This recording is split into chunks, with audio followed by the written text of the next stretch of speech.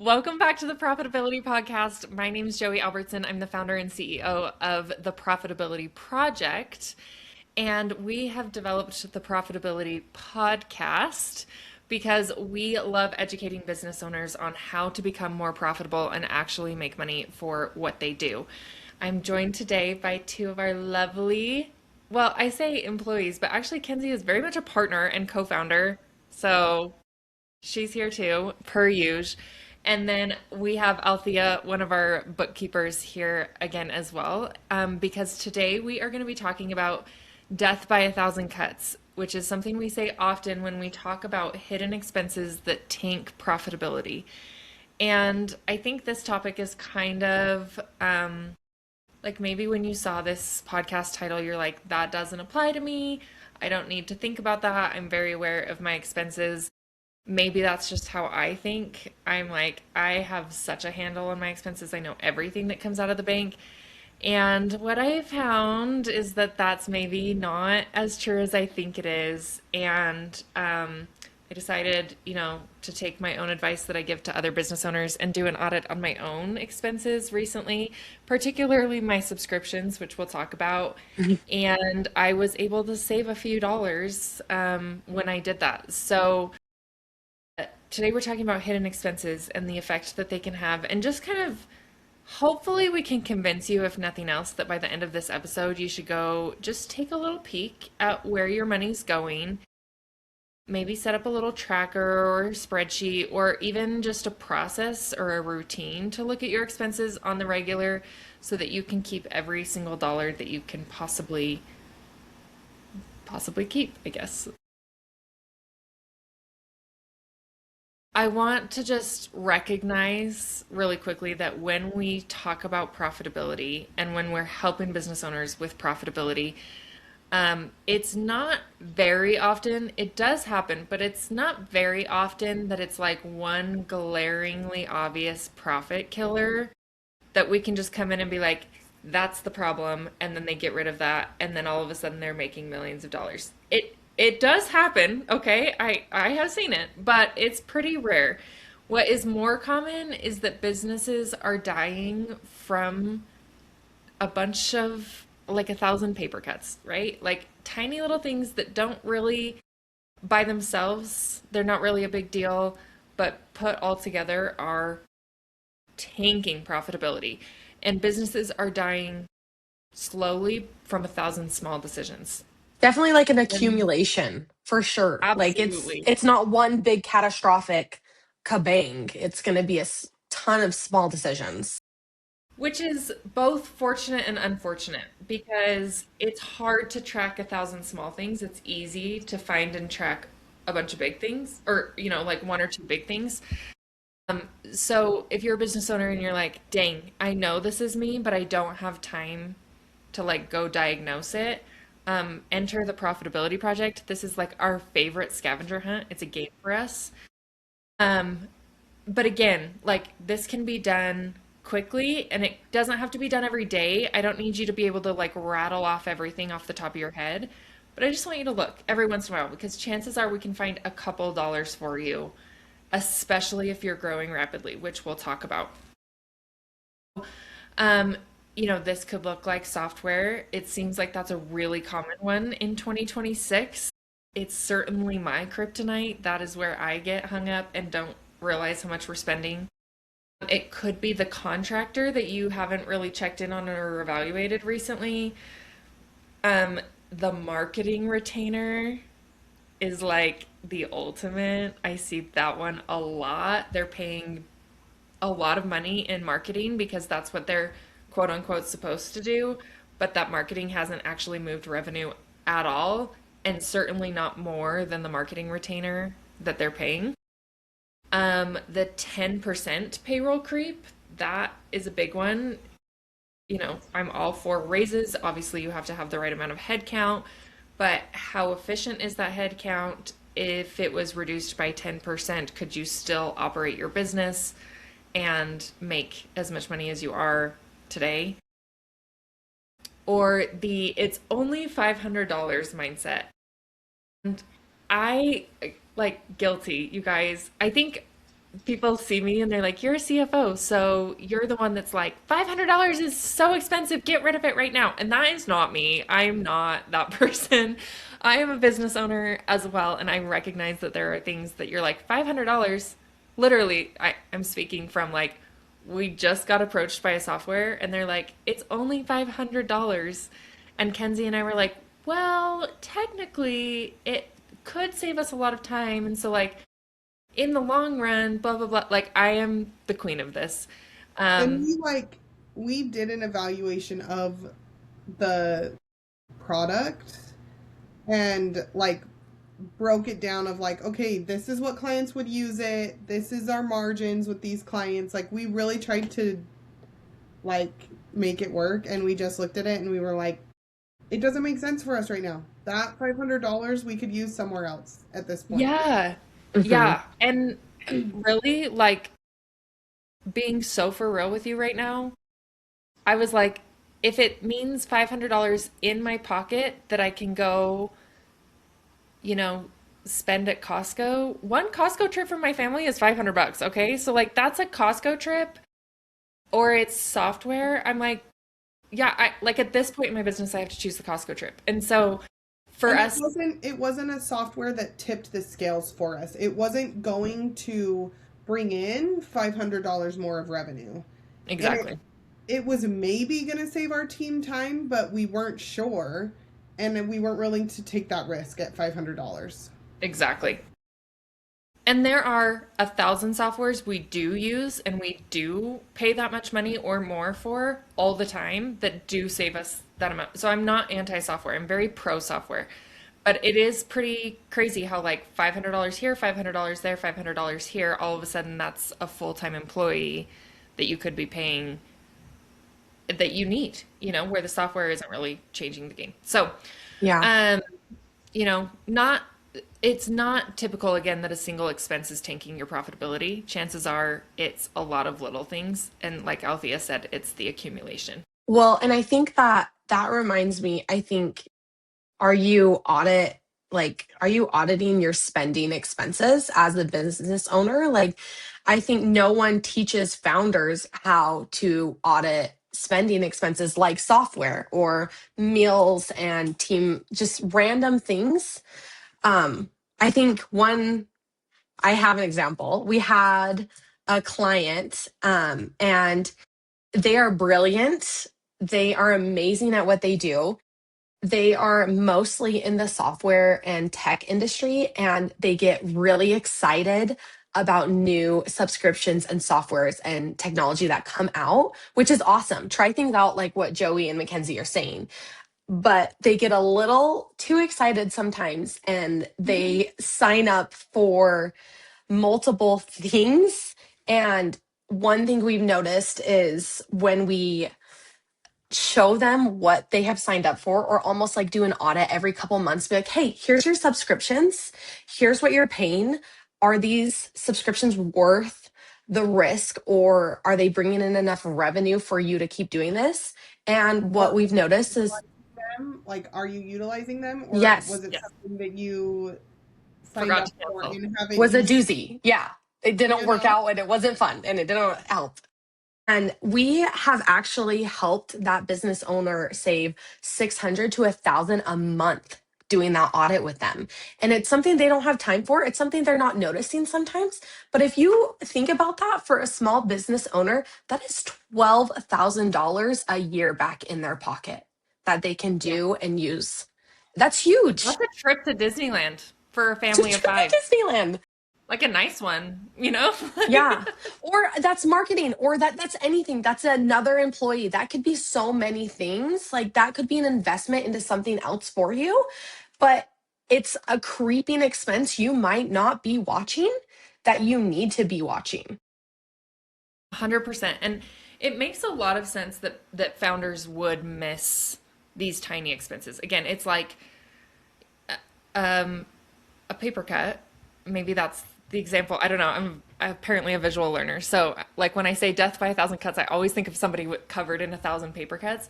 And that first paper cut, you're like, oh, dang, like whatever. But then you forget about it and you go on with your day and it's not interrupting your life. until there's 1,000 of them. And then all of a sudden you're like, what is happening?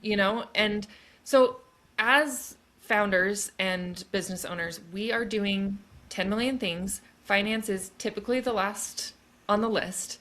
And certainly diving into all my subscriptions that could be they could be 100 subscriptions in a month. Hard pass. Doesn't sound like how I want to, spend my Friday afternoon. Doesn't sound like a good time. And then additionally, I've noticed that when team members, when business owners add headcount and growth is happening rapidly, like we see a big spike in these tiny little cuts, because now employees have the freedom to spend a few dollars here and there and, whatever that might be. And so they're signing up for software that didn't even cross your desk as an owner. Or you're like, we're dying and drowning over here. This has happened to us. We're like, growth happened overnight. All of a sudden, we have this huge busy season and we just need help. So we're signing up for software left and right. We're hiring left and right. And we're just like, whatever to ease up the pressure that we're feeling right now. And then 3 months later, all of a sudden, our budget is like dying and sad, and we're finance people. So if this is happening to us, I know it's happening out there to other business owners. Growth distracts from discipline because we're dying, we're busy, it gets crazy, we don't know what we're doing. And then when revenue grows, when revenue is growing, inefficiency is like as high as ever. All of a sudden, again, you're just trying to reduce the pressure, stop the leaks, put out the fires. You're making emotional decisions. Yes. Because you're just trying to get out from under the chaos. Absolutely. And then expenses start to feel super justified because, again, you're like, well, we're just putting out this fire, so I got to go, spend this money here and do this there. And like you said, Althea, no one teaches founders how they're supposed to do this or how often they're supposed to do this or who's in charge of doing this. They just are putting out fires all day. So it makes a lot of sense that this is happening. It happens literally to every business owner. If you're like, man, I don't even know what goes through on my Amex on a regular basis, you're certainly not alone. It's everywhere. Yes. Yeah. And I think it's hard too because we kind of like to find that line of like, we don't want you to have to be like, again, can I spend $2 on this Diet Coke because I'm dying today? And so like kind of towing that line of like, you have freedom to spend money, but then you also are disciplined enough to know that like, I can't also just go and spend $1,000 willy-nilly all the time. So exactly.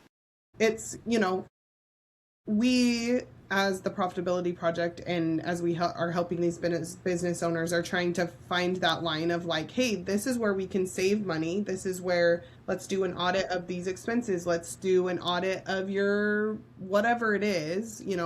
Expenses is a broad term, so that could mean a lot of different things for your business. It's different across the board, but let's do an audit of these. Are we utilizing these softwares? Are we utilizing these marketing platforms? Where are things that like, we're not actually, it's not actually bringing in or doing any good for our business. Like, right.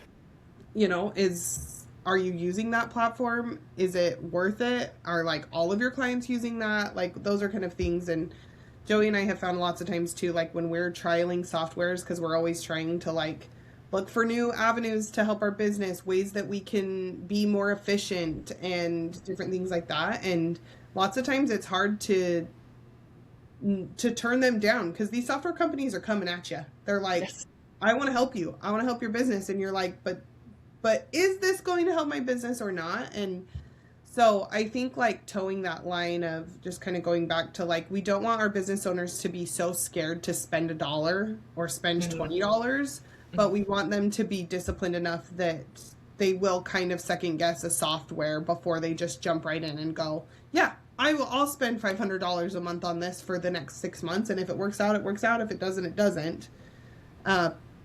Lots of times that $500 over a 6-month span can really tank or make a business thrive. Like you said, that's the difference between hiring someone that can help and actually save you time, or a software that like might work out. Yeah, Totally. I think that what would be so helpful for some businesses is to sit down as a founder, and you can do this with your team or not, but like, what kind of business are you in? Are you sell services? What do you do? Because for someone, it's going to be different for everyone, but let's just hypothetically say someone that's an e-commerce and they sell online. If you're telling Joey, or you're coming to us and saying, hey, this sales tax software is going to change my life. I've hit Nexus in 15 states, or it's going to help us.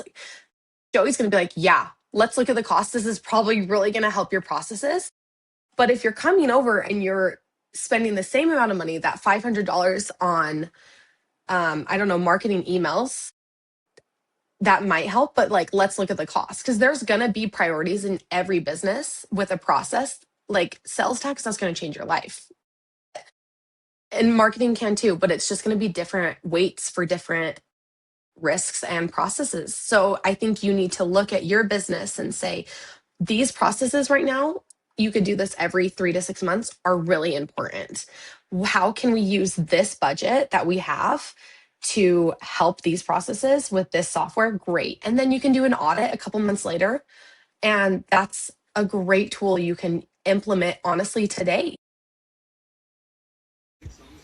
Hold on one second. Yeah, You're fine. totally. Yeah.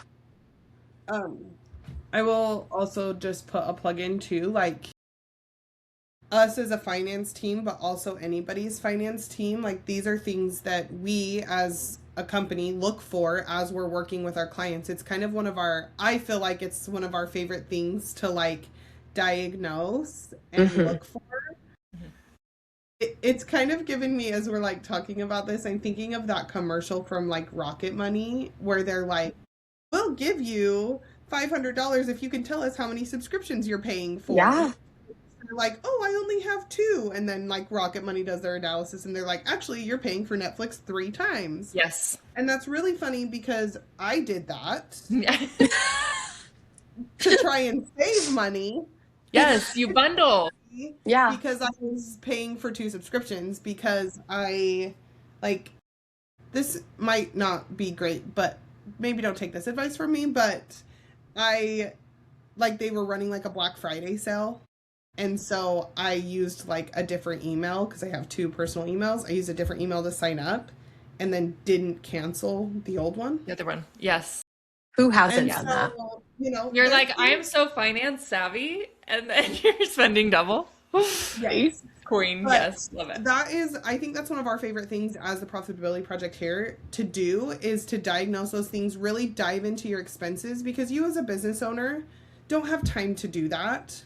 And that's what we're here for. That's what we love to do. That's part of our job. We love to dive into your books, your expenses, and really break it down and be like, wow, your software expense is really high. Why is that? And then we break it down and we say, okay, you have all of these softwares. Are you utilizing them?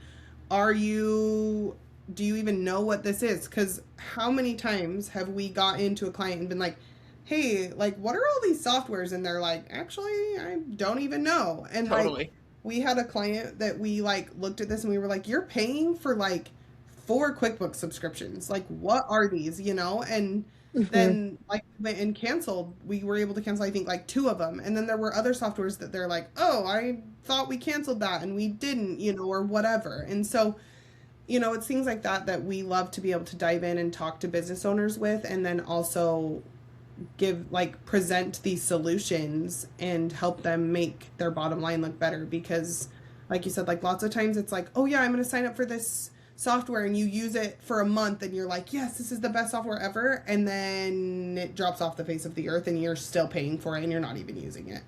Totally.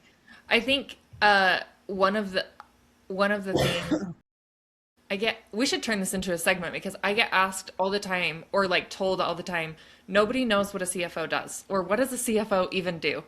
And I don't know. I should really get better at explaining what a CFO does, but here's a good example of something a CFO does, okay? A bookkeeper is going to go post all the transactions of your software subscriptions and then hand you a P&L that shows you that you spent $1,000 in software subscriptions. And if they are the best bookkeeper ever, they're going to go, hey, by the way, just so you know, your software subscriptions went up $500 this month, or I notice you're paying for 2 QuickBooks subscriptions, or things like that.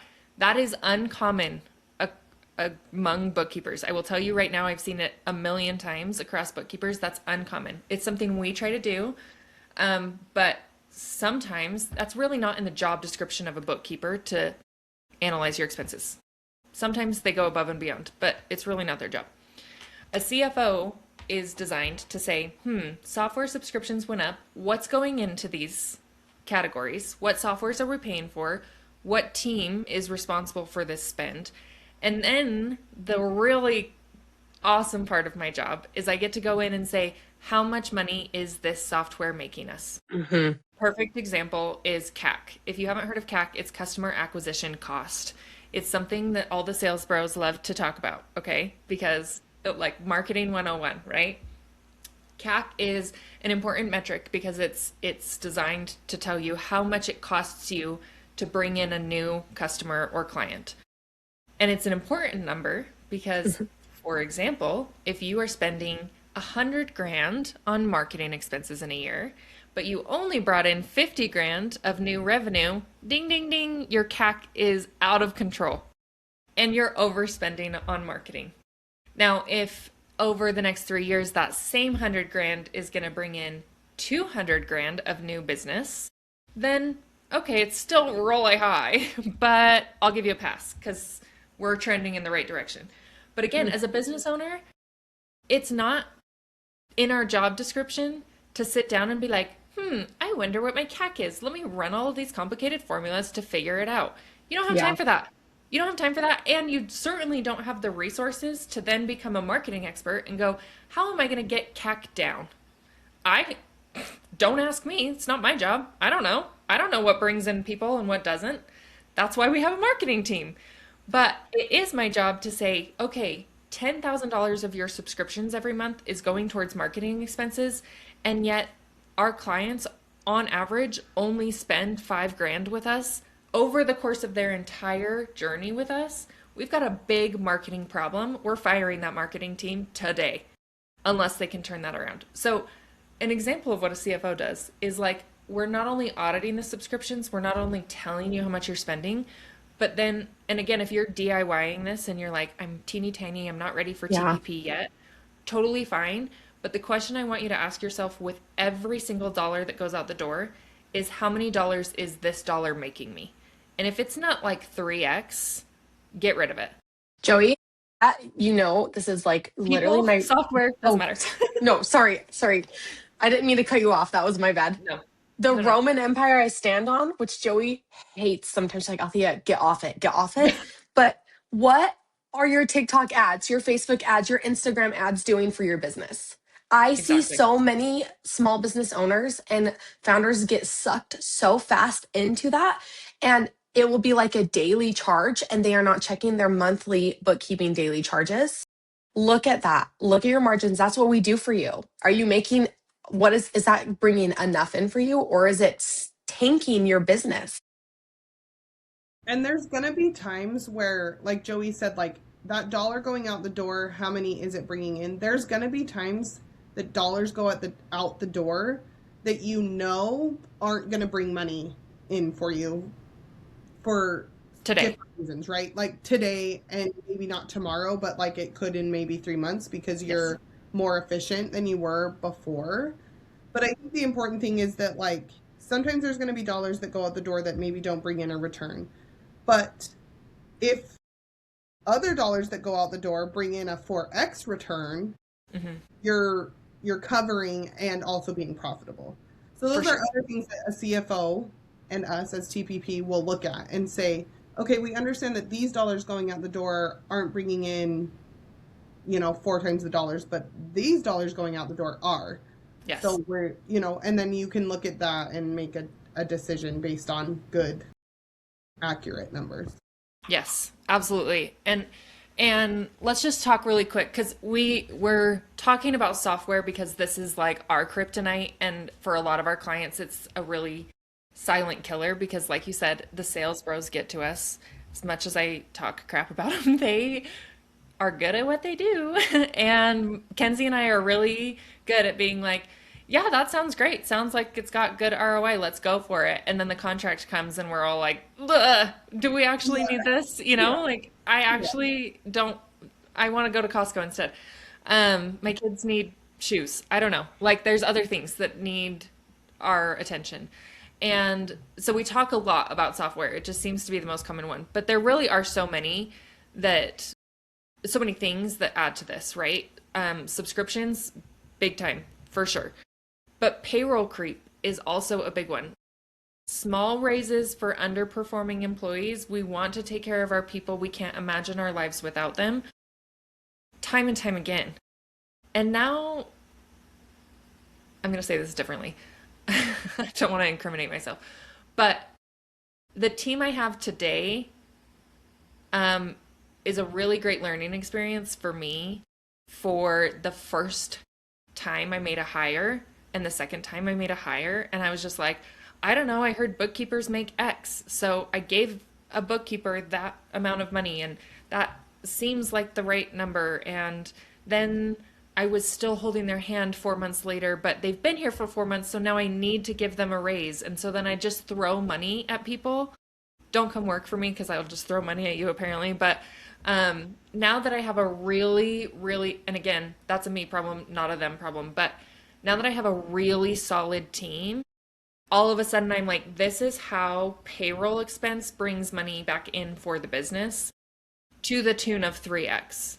Like, newsflash, Althea, you make us a lot of money because you're good at what you do, right? And that is how business needs to be run. So it could be payroll, it could be contractor drifts. We talked about that. Marketing is that big one. They pay a marketing team that makes all these promises and then they don't make any more revenue off of that marketing team. And I understand it takes time. You're not going to make money off your marketing team tomorrow. But if we're talking 3 months, 6 months down the line, you're still not making any money. We've got problems. Merchant fees, card fees Big one. is a huge one. Bad AR returns, if you're not getting paid for the work you're doing, poor collections, all of that, that's a huge one. And then pricing. I'm going to go on a little bit of a tangent. Do we have time? Yeah, the pricing, you need to tangent. We need that. Okay. People need that. Althea is the ultimate hype girl, so now we're doing it. You haven't raised your prices in 6 years. What are we doing? It's 2026. It's no longer 2020. And although it feels like the pandemic just started, we have moved beyond it. People have published books about the pandemic like that are 3 years old now. It's time to raise your prices. And chances are, if I know anything about finance, your prices in 2020 were too low. So they're definitely too low for 2026. This applies very heavily to our female-owned businesses and very heavily to our service-based businesses. Number one, you may not know how to do market research to determine what your competitors are charging or what your product or service is worth. I get it. Again, it's not really something that I love spending my time doing, researching what my competitors are doing. I like to block out the haters. I like to pretend they don't exist because it puts me in a bad mental state. And who cares? They're doing their own thing. It doesn't matter. There's room for us all. So I don't pay attention to my competitors, but that means that I don't know what they're charging, which is going to make it difficult for me to know if my prices are competitive or if I'm raking somebody over the coals or if, which this is actually more true, I'm not charging nearly enough. That happens all the time. Joey, that one we talked about weeks ago where we had that one client who hadn't kept up on their books for the year. Yeah. Do you remember this one? Yes. And they got to the end of the year. They got their books cleaned. They had been doing work all year, their own business. They did not pay themselves. They did not bring in a profit. They did not bring in a net income, nothing. Their expenses were so high, they did not bring in $1. Yeah. And I don't know anybody that works for somebody else that doesn't earn $1 from day one. So you're working way harder than you did at your 9 to 5. Please get paid for it, or you will not continue because you'll get burned out. And the easiest lever that I know how to pull is to increase your prices. I often tell people, you will hear me say this if you know me at all, chances are you should 3x your prices. I When I first started, I had a coach. Kenzie knows this, Althea. I don't know. You weren't here for this, so Mm-mm. you may not know the story, but I talk about it in our course videos. But I had a coach, and I was talking to her one day, and I'm like, hey, I have this client, potential client who wants to sign with us. I don't really have the resources to take them on right now, and they really aren't our like ideal situation. But I'm not really in a place where I can afford to say no to business right now. What do I do? And she goes, well, what are you thinking of charging him? And I threw out a number. I don't even know what it was. And she goes, Joey, 3x that number. And I was like, no, no, no. Like, I can't say no to business right now. Like, I need to pay the bills. You know, we just hired a new team member. Like, I can't do that. And she goes, you can't not do that. You will be stuck in trying to cover the bills forever if you charge what you just told me you're going to charge. Plus, it's going to be more work than you think because of the nature of your business. And he's not an ideal client. So you're going to have to kind of go outside your scope, which takes a little bit of time and energy and resources. If you want this client and you need to pay the bills, you need to 3x that number. And I was like, no shot. We're not worth it. We're just starting out. I don't have systems in place. I know the CPA across the street is like way more experienced than me. They can charge that number. I can't charge that number. And she was like, I don't know what you want me to say. This, you need to 3x it. She goes, go do 10 jumping jacks in the mirror and 3x your prices. And I did. And he signed.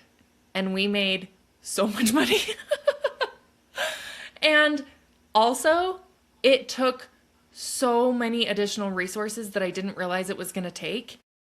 And for the first time in my business, which is called the Profitability Project, we reached a profit. Newsflash, we haven't always been profitable from every minute of every day. And it took 3xing my prices. And so my point of telling you this story is that if I, a finance person, know how to price a product or service, and I have an emotional reaction to pricing and I'm undercharging by 3x, chances are that you as a female business owner, especially if you're selling a service and haven't really done this before, need to at minimum 3x your prices. And it's just a mental game, and I'm going to need you to like do some jumping jacks in the mirror to get over it, because this is how you're going to get profit. Okay, we were supposed to talk about expenses, but I'm telling you, I have a big problem with not raising prices. Really. And we'll do another podcast on pricing and what Yes. that does and what Joey and I have learned through our pricing journey in our business, because we have a lot to say and teach people. If you can't tell, We've learned a lot. But we don't have time for that on this podcast today. So yes. we'll do that for the next one. So tune in. Yes, tune in, because I will go on a full-blown crazy-eyed pricing rant 10 times that one. But again, if you're not reaching profit, raise your prices, cut your expenses. It unfortunately is as simple as that. Okay, so now I want to talk about the impact. Now the business owner has paused this podcast and they have gone to their little spreadsheet and they've tracked all their little subscriptions and they've realized they're way overpaying for 12 seats on Slack when they only have 3 team members. Happens to the best of us. That's a very specific example for a reason. And they have now reduced expenses, and maybe they even did some jumping jacks and 3x their prices. Now what? Let's talk about the actual math here. I'm a math girly, if you can't tell. Let's pretend that your margin has increased from 20% to 30%. And you might look at me and go, big frickin' whoop. That was a lot of frickin' work, Joey. And I'm tired. And it's a Friday afternoon and I worked really hard this week. And my profit only increased 10%. Let's do some math. For a $1 million business, a 10% increase is an additional $100,000. I mean, I could spend 45 minutes telling you all the ways I could spend $100,000 if you want me to. I could. That's not one bad decision. And in $1 million business, that's a rocking and rolling business. I get it. Still, if we're talking $500 difference, for some of us, that's a Costco trip and could feed your family for a month. If you follow Morgan Taylor, shout out to our friend Morgan Taylor. She'll teach you how to make that $500 feed your family for a month. For a whole month. Maybe It is a big deal. Maybe two, depending on how many mouths you have to feed.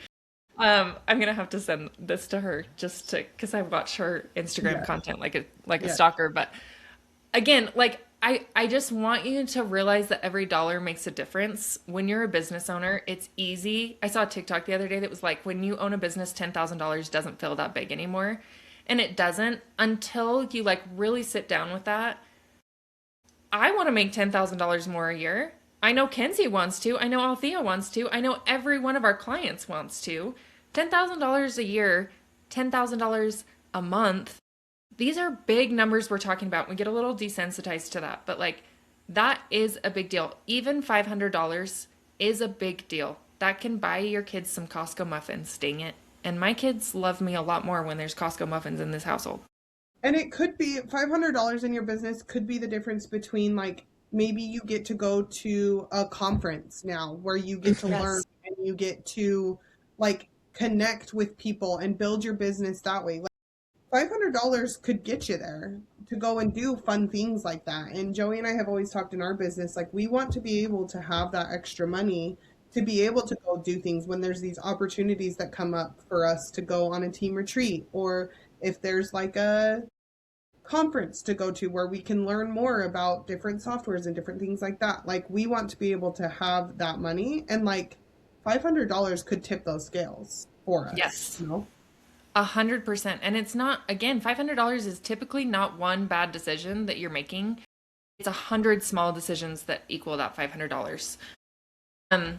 Althea, I want to talk a little bit, like, let's go just a little bit deeper on this and talk about, you know, we've talked about material things that $500 could buy, and $500 is just a number. Again, it could be $10,000.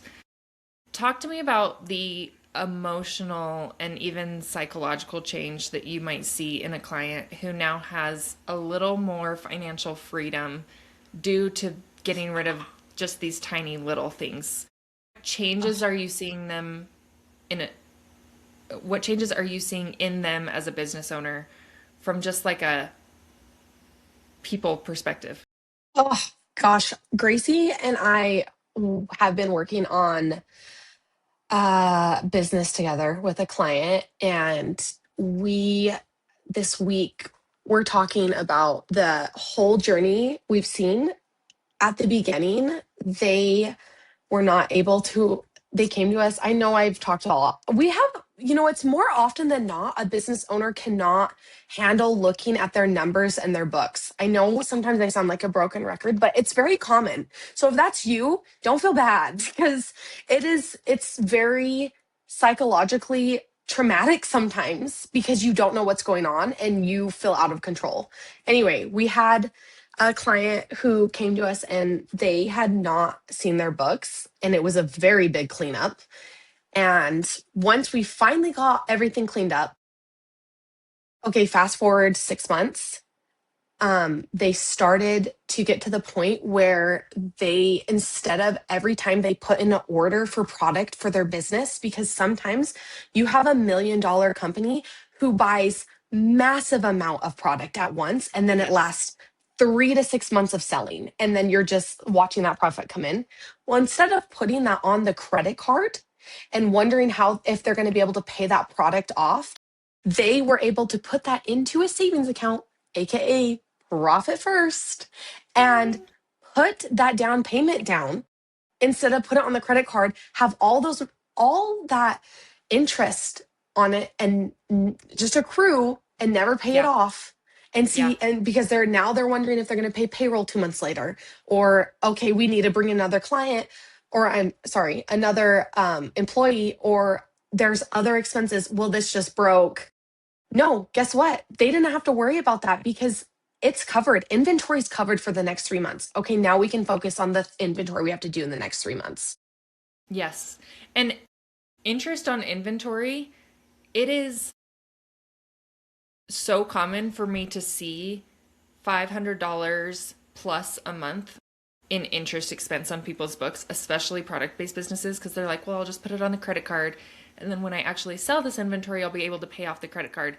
But then they don't have the discipline to actually do that.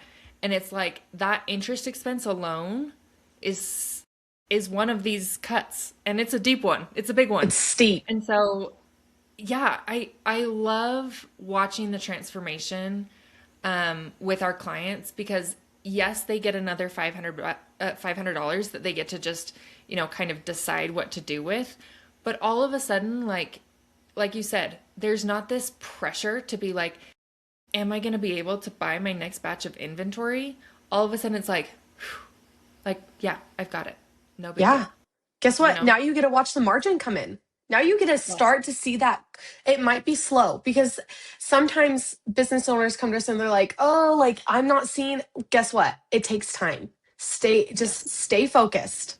But that's huge. That psychological, like relief, almost those bricks on your back, they're gone. Now let's focus on another fire we need to put out. Let's put something else in process and go and move forward. It's huge. It's huge. And I can't tell you what it does to your valuation too. I was on a meeting recently where I was talking to business owners about their valuation, and they have no intention of selling anytime soon. In fact, they're just getting started.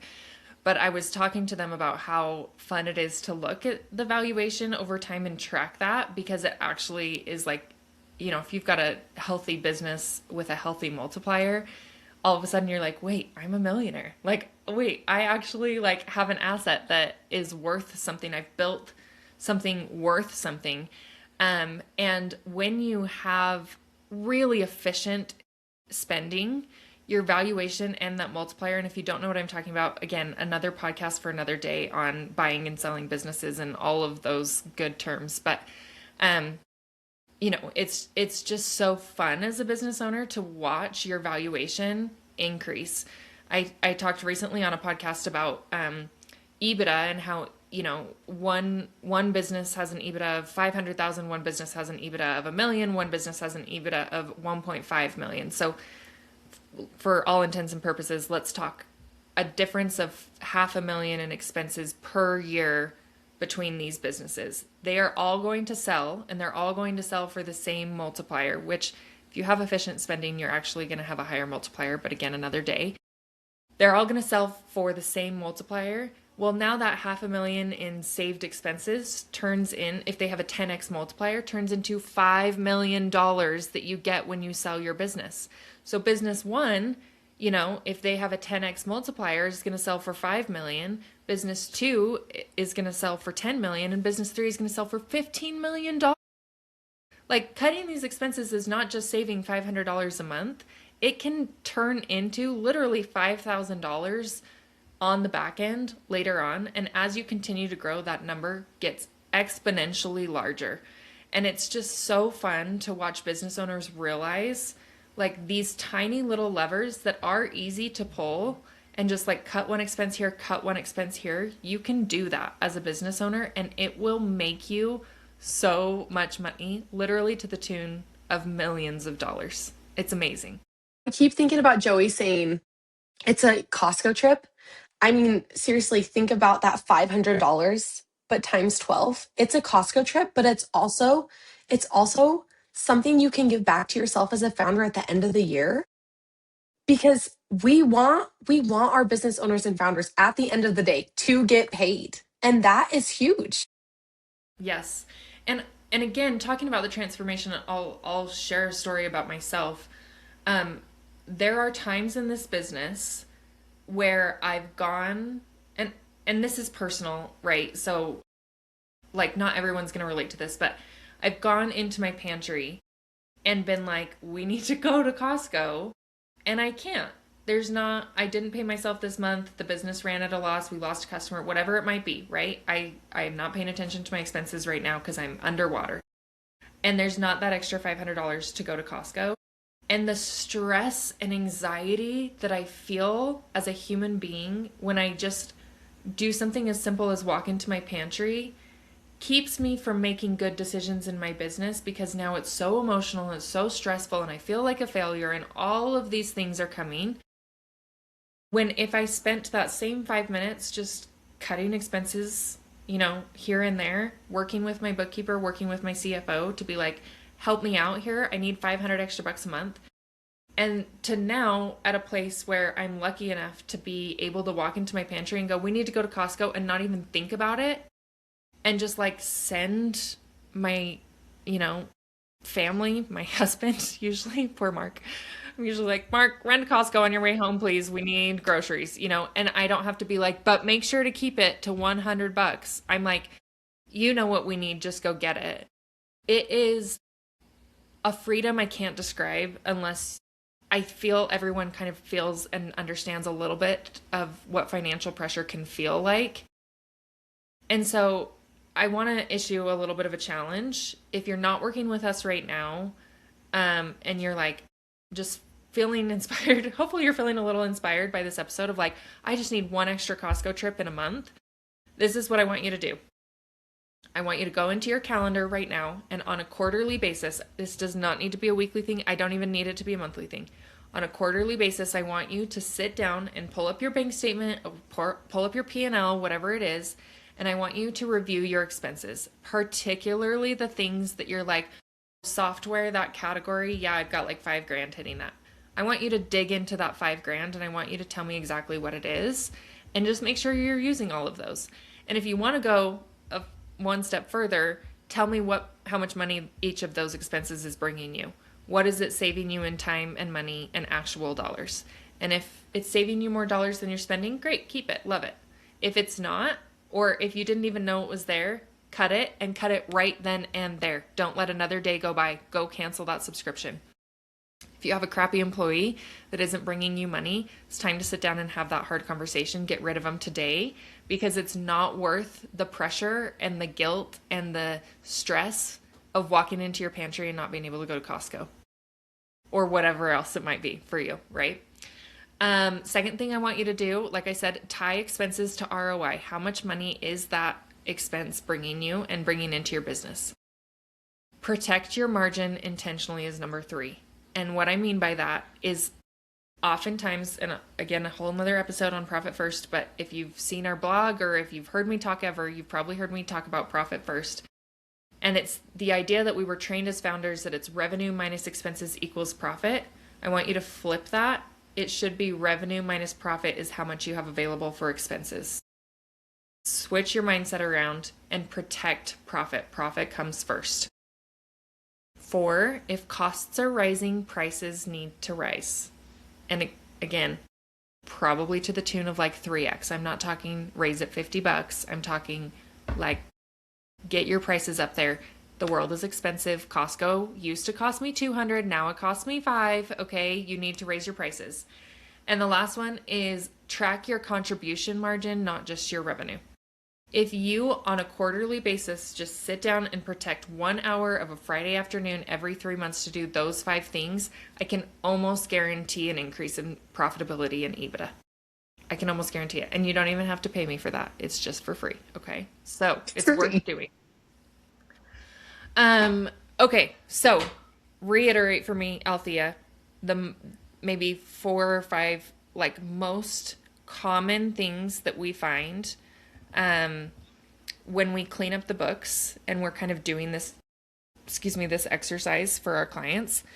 What are the things that we find most often that we've been talking about? Just reinforce them for me. Duplicate subscriptions. Check All them. the time. Oh my gosh. Forgotten contractors.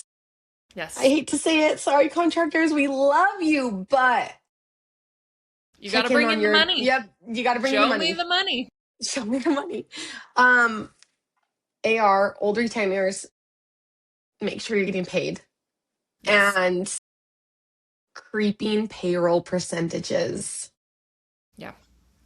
Check in those new hires. When you bring a new service or something in, check in. Do an audit 3 months after. Where are we at? How's it going? Check in. And on those creeping, just always. So yes. Also, I am a broken record. but, and Joey laughs every time, messy books. Yes.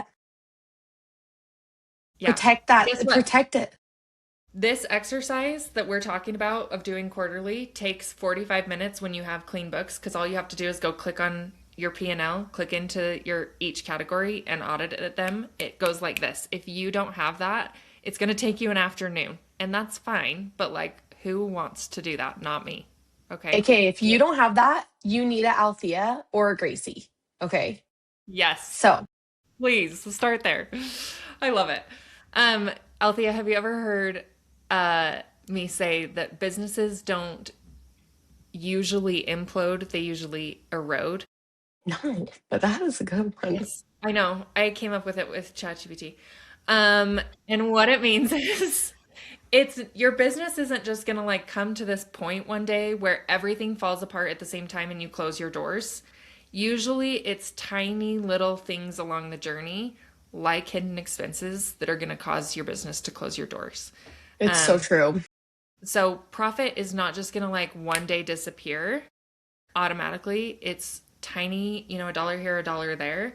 And the way to avoid doing that is just the visibility that we're talking about. Once a quarter, just do a little audit and just go in and double check everything.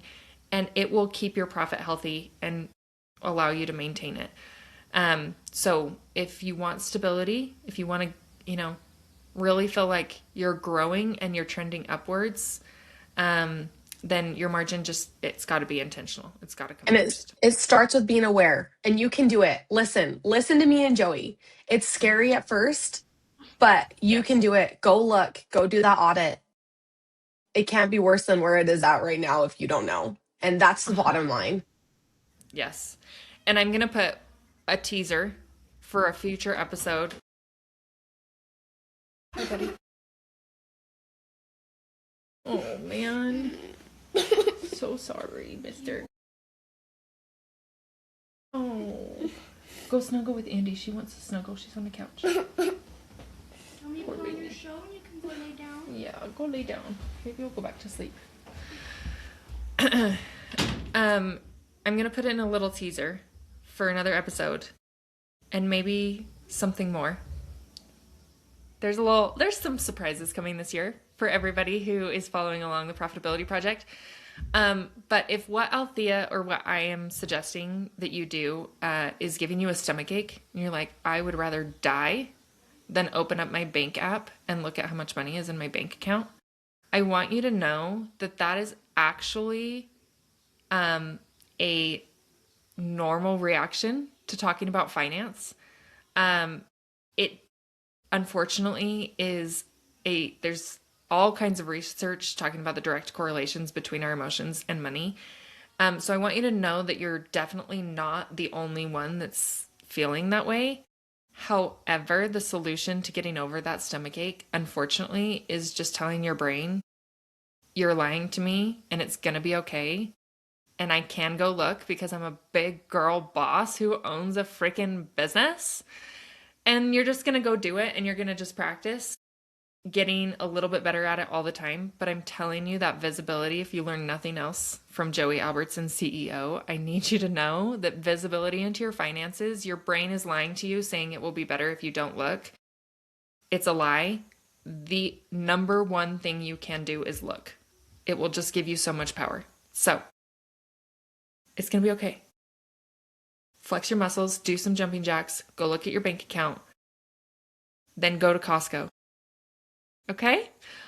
All right. Thanks for tuning in. Thanks for joining us today. If you have any questions whatsoever, please find us on Instagram at the Profitability Project LLC or my personal LinkedIn, Joey Albertson. You can DM us directly there, and we would love to answer any questions you might have or set up a free discovery call with our Calendly link. We'd be happy to talk to you and see if we'd be a good fit. Okay, bye.